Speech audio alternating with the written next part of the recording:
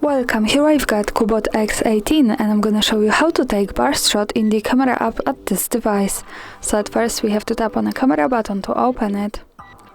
And for now we are in the standard photo mode. To take the burst shot here, we have to tap on the shutter button a little bit longer, let me show you.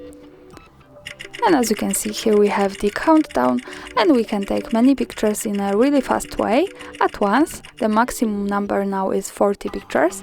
We can change it. So let's move now to the left side and pick this button so we can open here the advanced camera settings. Now let's focus on this settings bar. We are from the left in general category.